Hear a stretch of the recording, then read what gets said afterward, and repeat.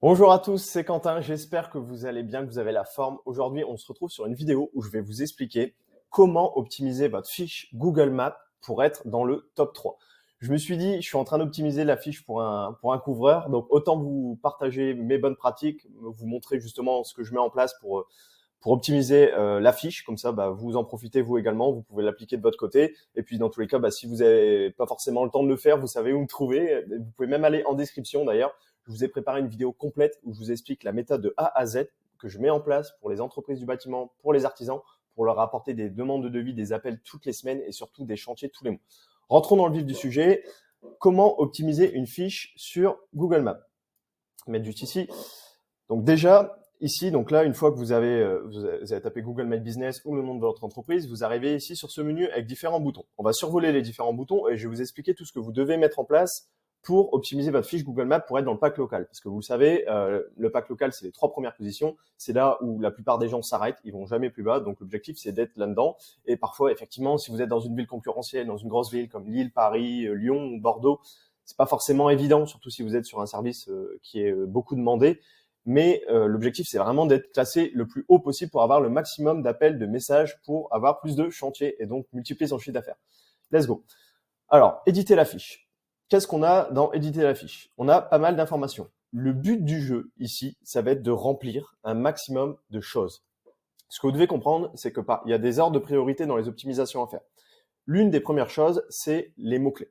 Vous voyez ici le nom de mon client, c'est PRS Couverture. Je me suis permis de rajouter avant couvreur. Idéalement, quand vous avez un service, c'est de mettre le nom de votre service plus le nom de la ville. Là, en l'occurrence, mon client est dans une petite ville, donc on n'a pas mis le nom de la ville parce que le but, c'est de cibler la zone aux alentours. Donc, c'est pas très pertinent de mettre juste le nom de la ville. Par exemple, si vous êtes à Lille, vous savez que vous avez assez de business à Lille pour votre entreprise, vous mettez couvreur Lille. Attention avec ça. Je vous déconseille quand même de le faire parce que effectivement, ça correspond pas à la réglementation que Google. Ça veut dire qu'ici, normalement, dans le nom de l'entreprise, vous êtes censé mettre votre nom tel qu'il est écrit dans votre cabis, dans votre tel que vous êtes enregistré. Moi, je me suis permis de le faire. On est plus ou moins conscient des risques, mais votre fiche peut être suspendue. Donc, il faut faire attention avec ça. Je vous l'ai dit. Cela dit, ça reste une optimisation qui est intéressante, encore une fois, parce qu'on met des mots-clés, mais très attention avec ça, vous prenez toujours un risque. La deuxième chose, ça va être de choisir une catégorie d'activité.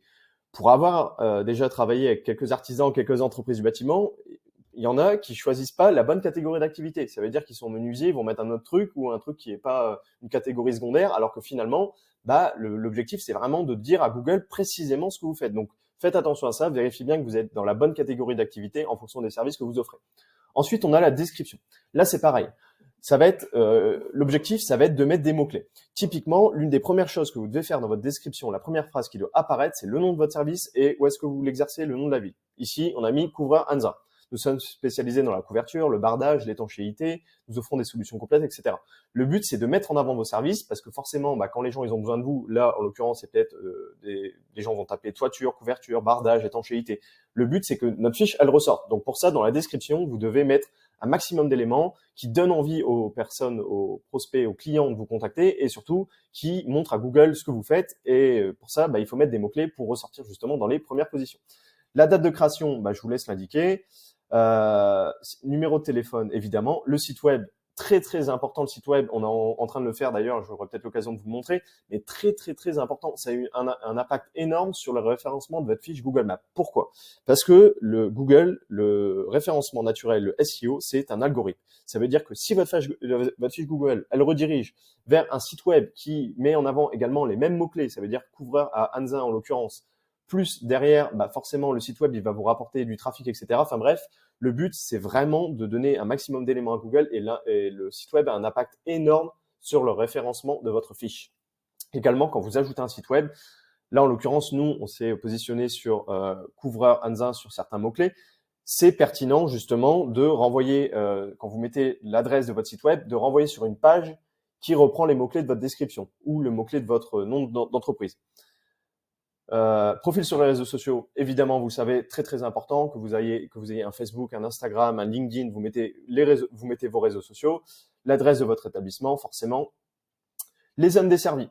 Là, encore une fois, le but, c'est pas de mettre toute la France entière. L'objectif d'une fiche Google Maps, c'est d'être présent localement. Comme je vous ai dit, si vous savez que vous êtes dans une grosse ville et vous en avez assez, vous mettez juste la ville. Si par contre, vous êtes dans un petit village paumé dans la France, vous allez mettre les grosses villes, les gros villages aux alentours. Évidemment, le but, c'est pas d'aller chercher des zones à 300 km. Comme je vous ai dit, le but, c'est d'être présent localement. Donc pareil, les zones desservies, très important. Les horaires d'ouverture, vous mettez pas que vous êtes ouvert 7 jours sur 7, 24 heures sur 24, c'est pas du tout professionnel et on sait que c'est pas vrai, donc vous respectez vos horaires d'ouverture. Ici, vous regardez, vous survolez, vous rajoutez tous les éléments qui vous semblent pertinents à inscrire. Le but, encore une fois, je vous ai dit, c'est de mettre le maximum d'éléments possible. On a vu le premier onglet, éditer la fiche. On va regarder ensuite, par ordre d'importance, c'est les avis. Je sais, je me répète, mais je sais qu'en tant qu'artisan, vous pensez pas forcément à demander des avis, mais c'est ultra important. Les avis, ils ont un impact énorme sur le référencement de votre fiche Google Maps et aussi sur la confiance que vous accordent les clients. Typiquement, s'il y a 2 fiches Google, entre une qui a 3 avis et l'autre qui en a 50, forcément, ça va peut-être faire pencher la balance pour celui qui a 50. Vous aussi, vous le savez très bien, quand vous allez au restaurant, c'est pareil. Vous pouvez regarder les avis et ça a un impact, que vous en ayez conscience ou pas, sur ce que vous allez choisir. Donc, pensez à demander des avis, c'est méga important.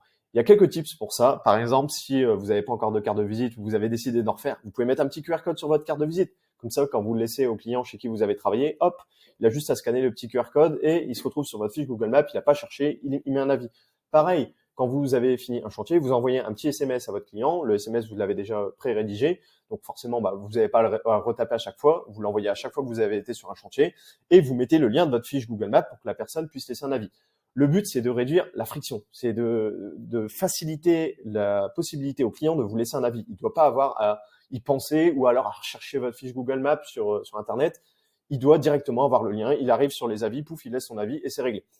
Donc, c'est super important. Également, répondez aux avis. C'est vraiment très important. Ça va montrer à Google que vous êtes actif, que vous êtes professionnel et forcément, ça va valoriser votre fiche. Répondez aussi aux avis négatifs. Je vois pas mal d'artisans d'entreprises du bâtiment qui laissent de côté les avis négatifs en se disant bon, au moins ça se verra pas trop si j'y réponds pas. Si, c'est méga important encore une fois et c'est limite plus important de répondre à ces avis-là, de se justifier, d'expliquer pourquoi ça s'est peut-être pas très bien passé comme ça aurait dû se passer. Répondez vraiment à tous les avis, ne laissez pas des avis en suspens. Également, je rebondis sur les avis négatifs, mais si vous avez des avis négatifs qui sont litigieux ou du moins faux, vous pouvez les contester sur Google. Donc n'hésitez pas à le faire, mais encore une fois, il ne faut pas en abuser. Il faut vraiment que ce soit avéré, que ce soit réellement un faux avis. On est bon pour les avis. Je pense également à une petite chose pour les avis, pour en terminer là-dessus. Je sais qu'il y a aussi pas mal d'artisans qui se font prospecter par des entreprises qui leur vendent monts et merveilles, de la génération d'avis. Vous allez avoir des avis tous les jours sur votre fiche Google. Attention à ça, parce qu'effectivement, si du jour au lendemain, vous vous retrouvez à avoir 10 avis sur votre fiche Google Maps, je peux vous assurer que ça va faire bip bip chez Google et que vous allez vous faire taper sur les doigts. Donc, faites très, très attention à ça. Pareil, quand vous créez votre fiche Google Maps, peut-être que vous dites, bon, je vais envoyer un SMS à tous mes clients et finalement, vous vous retrouvez à avoir 10 avis le même jour.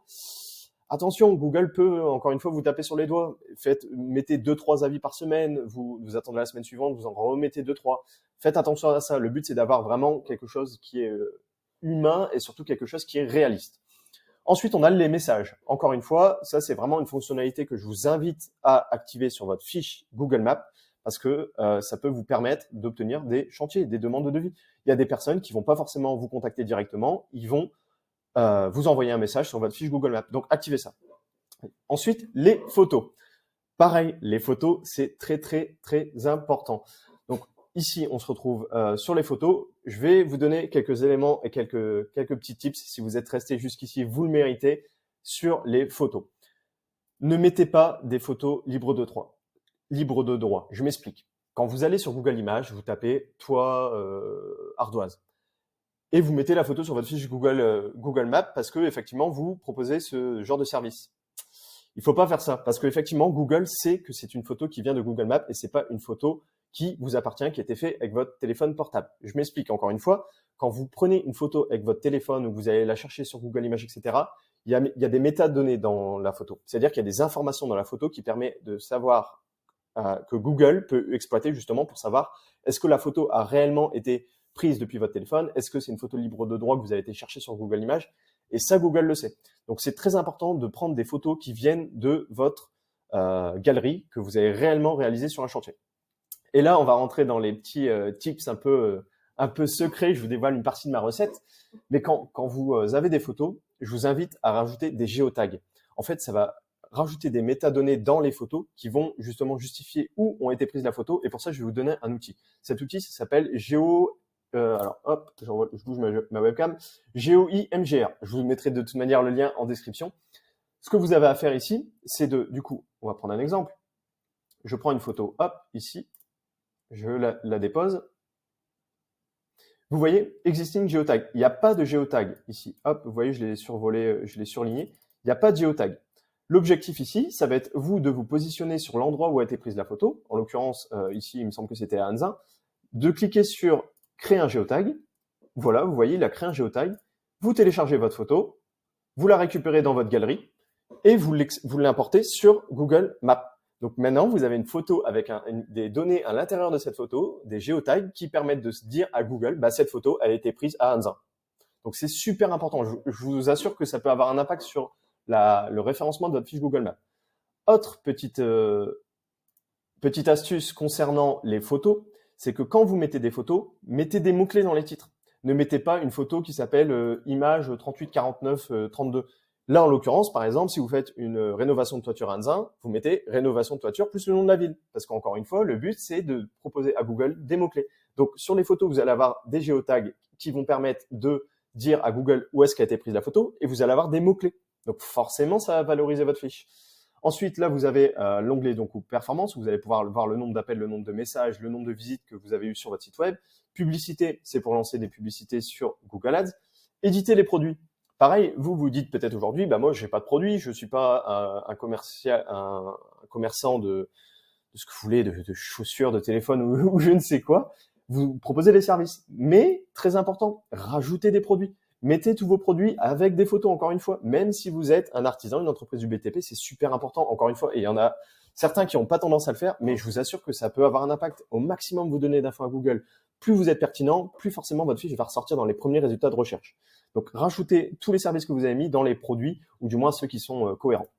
Pareil, les services, mettez-en au maximum. Bon, évidemment, je vous dis pas de mettre ce que vous ne faites pas, mais mettez tous les services qui sont pertinents, tous les services que vous avez envie de proposer à vos prospects, à vos clients pour avoir des demandes de devis, des chantiers. Vraiment, faites une liste et vous notez tous les services. Et vous donnez à Google, du coup, une petite description sur ce que vous allez proposer, sur ce que vous allez faire. Réservation, nous, on n'en propose pas. Questions. Les questions-réponses. Pareil, ici, alors je suis en train de le faire justement, la fiche n'est pas encore terminée. Je me suis dit, comme je vous ai dit, j'allais vous faire une petite vidéo, donc justement, je suis en train de la faire.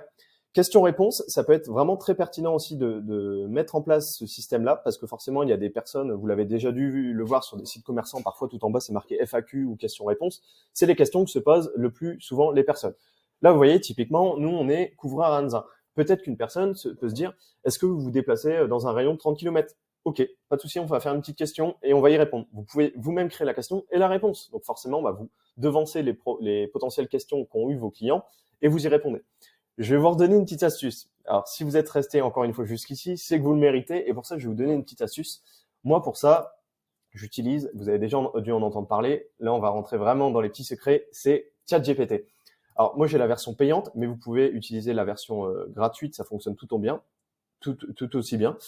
On va, par exemple, lui donner du contexte. On va lui dire « Agis comme un expert en référencement de fiches Google Maps pour Couvra. J'ai besoin de rédiger la partie question-réponse de ma fiche. Rédige-la pour qu'elle soit pertinente et optimisée. » On va voir ce qu'il propose et ensuite on va améliorer. Par exemple, question 1. Quel type de service de couverture proposez-vous? Il nous fait une réponse. Ensuite, évidemment, on l'adapte. Le but, c'est pas forcément de faire un copier-coller, mais ça nous donne justement des idées. Et en fait, c'est ça l'avantage de la manière dont on peut utiliser ChatGPT, ou du moins moi comment je l'utilise, c'est que c'est un véritable assistant et ça nous donne des idées où forcément, parfois, on a un peu on est un peu bridé, on n'a pas forcément toutes les idées qui nous viennent en tête à l'instant T, et du coup, ChatGPT vient nous aider pour ça. Comment obtenir un devis pour les travaux de toiture? Pour obtenir un devis gratuit détaillé, vous pouvez nous appeler directement, blablabla. Quelle est la durée moyenne pour une réalisation de toiture? Offrez-vous des garanties pour vos travaux de toiture? Êtes-vous labellisé? Par exemple, si vous êtes RGE, vous pouvez poser ce genre de questions et y répondre directement. Au moins, le client il aura directement la réponse. Est-ce que vous intervenez en cas d'urgence? Quel type de toitures sont les plus durables? Toutes ces questions-là, si vous n'avez pas forcément en tête, vous pouvez utiliser ChatGPT et ça va pouvoir vous donner justement des petites astuces, des petites questions auxquelles vous n'auriez pas pensé pour les rajouter du coup directement sur votre fiche Google Maps. Ensuite, qu'est-ce qu'on a? On a ajouté des actus. Hop, alors, je me mets ici. Ajouter des actus, pareil, c'est très important. Maintenant, Google Maps, il a évolué. Il est de plus en plus, ils veulent de plus en plus se placer comme une sorte de réseau social. C'est-à-dire que vous allez pouvoir faire des posts. Toutes les semaines, je vous conseille de faire un petit post sur vos réalisations. Vous êtes sur un chantier, hop, vous mettez un post. Alors, je vais cliquer dessus, comme ça, je vais vous le montrer en direct. Ajouter une actu.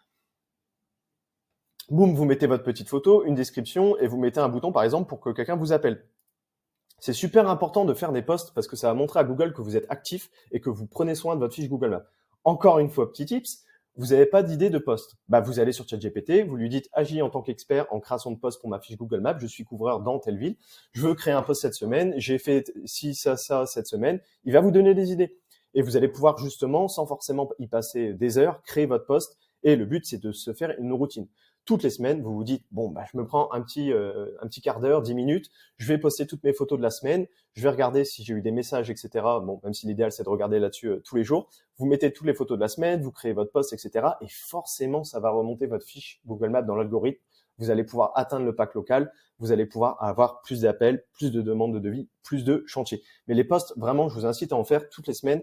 Pareil, si vous avez des offres promotionnelles, par exemple, vous travaillez dans la clim et vous proposez 20% de réduction sur les climatisations RR. Hop, vous faites un petit post, on va regarder, hop, ajouter une offre, il me semble, ajouter une offre, vous mettez une photo de climatisation. Actuellement, nous offrons 20% sur l'installation des clims RR. Vous mettez un bouton appeler et hop, voilà, vous entretenez votre fiche Google, vous lui donnez de l'actualité et je vous assure qu'en faisant tout ce que je vous ai dit, ça veut dire avoir une bonne stratégie de mots-clés, notamment dans la description. Attention avec la suroptimisation, comme je vous ai dit, dans le nom d'entreprise. Idéalement, vous devez juste mettre le nom d'entreprise. Sinon, vous risquez de vous faire suspendre votre fiche. Avoir des avis. Demander un maximum d'avis, répondre à ces avis. Mettre en place les messages pour que les gens puissent vous contacter directement sur votre fiche Google Maps sans avoir besoin de vous appeler. Les photos. Ajouter des petits Google Tags sur les photos. Ces utilisations-là ont une importance énorme pour votre référencement. J'espère que cette vidéo vous a plu. Elle aura été très complète. Je vous ai dévoilé pas mal de petits secrets pour que vous puissiez justement optimiser votre fiche Google Maps. Mais si vous n'avez pas forcément le temps de le faire ou vous avez justement envie de déléguer cette partie-là, je suis là pour ça, justement. Vous pouvez regarder en description, il y a un lien pour me contacter. Et en tout cas, j'espère que cette vidéo vous aura bien aidé. Si c'est le cas, n'hésitez pas à la liker, n'hésitez pas à vous abonner à cette chaîne pour avoir plus de contenu de ce type, pour justement obtenir plus de devis, plus de chantiers tous les mois. Et moi, je vous dis à la prochaine. Ciao!